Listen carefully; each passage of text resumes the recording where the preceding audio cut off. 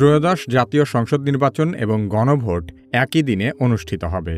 ভোটের দিন সকালে ভোটকেন্দ্রে গিয়ে নারী ও পুরুষের জন্য নির্ধারিত আলাদা লাইনে দাঁড়াতে হবে।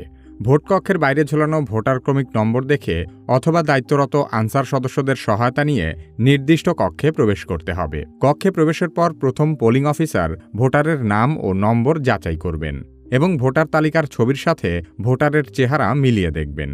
এরপর পোলিং অফিসার ভোটারের নাম ও ক্রমিক নম্বর জোরে উচ্চারণ করবেন, যাতে এজেন্ট ও সহকারী প্রিজাইডিং অফিসাররা তা শুনতে পান। পরিচয় নিশ্চিত হওয়ার পর দ্বিতীয় পোলিং অফিসার ভোটারের আঙুলে অমোচনীয় কালি লাগিয়ে দেবেন। এরপর ভোটার সহকারী প্রিজাইডিং অফিসারের কাছ থেকে 2টি ব্যালট পেপার সংগ্রহ করবেন। গণভোটের জন্য গোলাপি ব্যালট এবং সংসদ সদস্য নির্বাচনের জন্য সাদা কালো ব্যালট দেয়া হবে। ব্যালট গ্রহণের সময় ভোটারকে স্বাক্ষর অথবা টিপসই দিতে হবে এবং সিল মারার জন্য একটি রাবার স্ট্যাম্প প্রদান করা হবে। সময় সাশ্রয়ের জন্য অনেক ভোট কেন্দ্রে 2টি গোপন কক্ষ থাকতে পারে, যাতে একই সাথে 2 জন ভোটার ভোট দিতে পারেন। গোপন কক্ষে গিয়ে ভোটারকে 2টি ব্যালটে সিল মারতে হবে।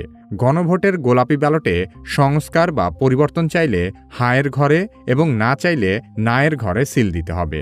সংসদ নির্বাচনের সাদা কালো ব্যালটে পছন্দের প্রার্থী বা দলের প্রতীকের নির্ধারিত ঘরের ভেতর সিল মারতে হবে। সিল ঘরের বাইরে চলে গেলে ব্যালটটি বাতিল হয়ে যেতে পারে। সিল মারা শেষে ব্যালটটি প্রথমে লম্বালম্বিভাবে এবং পরে আড়াআড়িভাবে ভাঁজ করতে হবে, যেন সিলের কালি অন্য ঘরে বা প্রতীকে না লাগে। গোপন কক্ষ থেকে বের হয়ে ভোটারকে ব্যবহৃত রাবার স্ট্যাম্পটি সহকারী প্রিজাইডিং অফিসারের কাছে ফেরত দিতে হবে।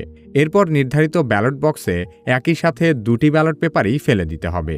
এই সহজ প্রক্রিয়ার মাধ্যমেই ভোটাররা তাদের ভোটাধিকার প্রয়োগ করতে পারবেন।